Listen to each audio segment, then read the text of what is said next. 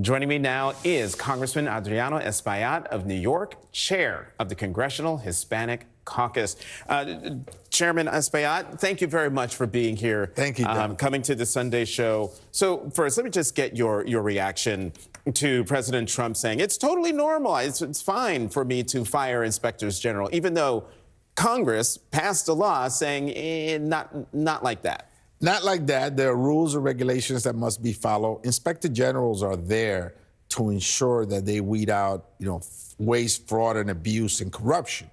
And it seems to me that perhaps he's looking to put his inspector generals in there that will side with him in a given conflict, or may look the other way when there is waste, fraud, or abuse.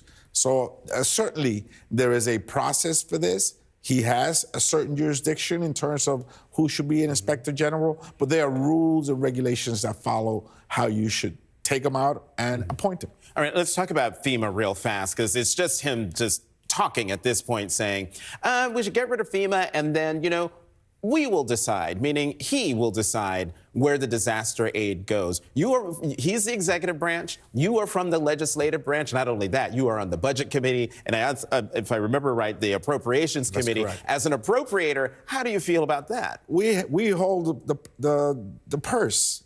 Congress holds the purse, right? It's constitutional. Again, it's enshrined in the Constitution. And so while FEMA may need some reforms, I'm not of the agreement that it should be disbanded or done away with. It is an organization that has vast experience in handling disasters.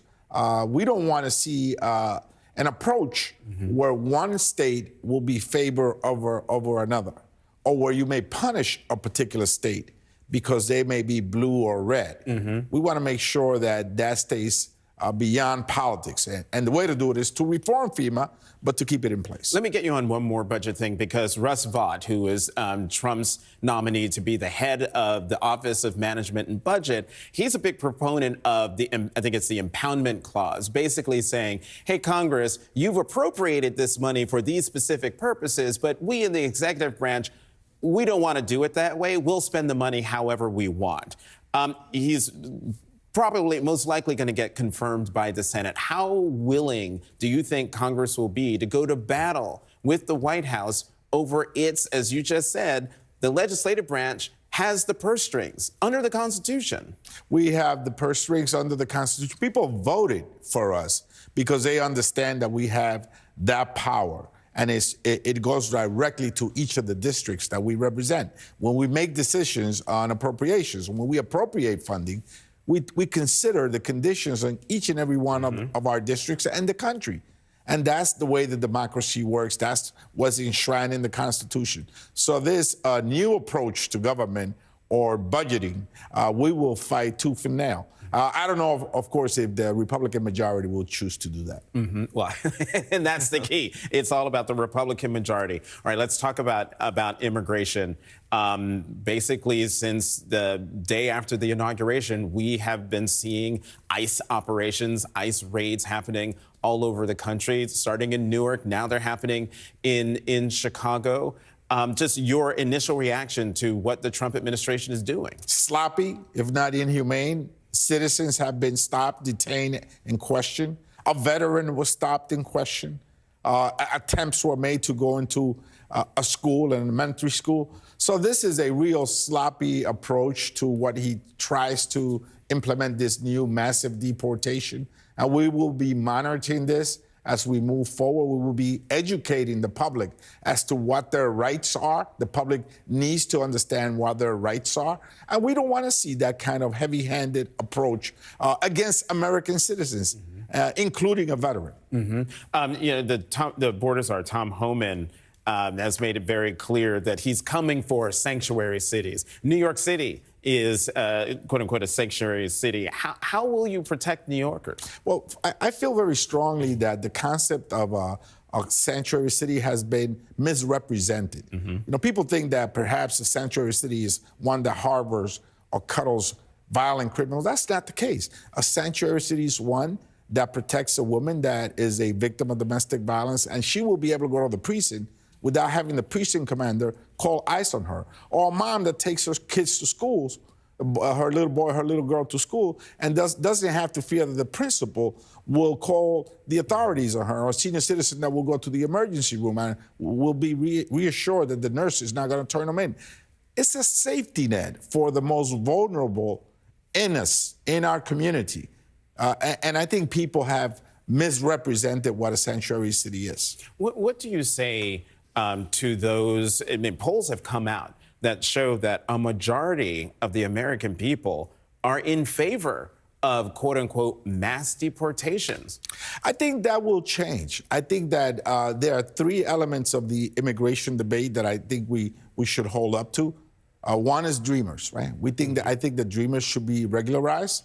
They're nurses, teachers, small business owners, homeowners, farm workers, some of which are not going to work because they fear they're going to get deported. And they ensure that we get our food at the table and the prices are kept down. And then families. Families must be kept whole. Kids should not be split from their families. The minute any of these are fractured, I think the narrative will change, as it did last time. Mm-hmm. When we see a little girl, a little boy crying for their mom because they were split up and now they find themselves 3,000 miles away, I think America digs real deep into their heart and says, that's not who we are. So we'll see what happens, but I think the narrative will change.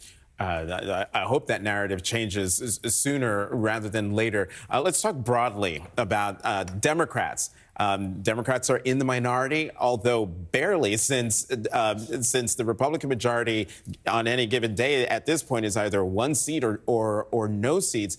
In the Washington Post today, there was a story that had a quote from Congressman Robert Garcia of California saying, we shouldn't be working with Republicans. If they've got the majority, they should pass stuff on their own. I'm paraphrasing the congressman. Now, on the other hand, you have Leader Jeffries saying, you know what? He, meaning Trump, is flooding the zone with a lot of things. We need to pick and choose our battles. Again, I'm paraphrasing, pick and choose our battles over how we go toe-to-toe with the administration. Where do you fall between those two? You know, I understand that they control all houses and the executive branch, and some will argue that they control the courts. But in fact, they are the majority. They should govern responsibly. But we play a role in this. I think there should be a balance. Government always provides a balance for the American people. And we cannot dig our heads in the sand and make believe that that's not the case. We as Democrats will be able to deliver some victories to our constituencies, and we should not walk away from that. Let me have you put on your hat as the chair of the Congressional Hispanic Caucus. How will the CHC fight against what President Trump is doing, not just on immigration, but in other areas that are of great import to the Latino community? We will support anything that's good for our community and that stands for the values that we hold dear to ourselves, but we will oppose vigorously anything that we see is over the top, aggressive, and doesn't represent what the values are of our nation and our caucus. Can you name an area where you believe that the CHC and the Trump administration could come to some agreement and work together? Well, I hope that they're able to understand that we don't necessarily choose not to have a conversation about a stronger border, but we also want to regularize dreamers, help farm workers, and keep families together. How's that going to be possible when the border czar has already said, you want to keep families together? Well, then we'll just deport everybody in sort of mixed status households. That will be un-American, in my opinion. Un-American. That's correct. And if/when it happens, what's the Congressional Hispanic Caucus going to do? What can you do? We will be in our communities. We will be in the corners, in the streets, in the barrios, in the neighborhoods of our districts, working with our community. On day one, when he was sworn in, I was with the Catholic Charities and a group of migrants and service providers to ensure that they know their rights, the do's and the don'ts. And we will be on the streets in our communities. We will be in the hallways of Congress. We will be in the courtroom. How outrageous is it that the administration has said that schools, places of worship, and other places that were sanctuaries for people are no longer off limits? Sensitive locations are as such. No one should raid a church, an emergency room, an elementary school, or a funeral home. Congressman Adriano Espaillat of New York, chair of the Congressional Hispanic Caucus. Thank you very much for coming to the Sunday Show. Thank you.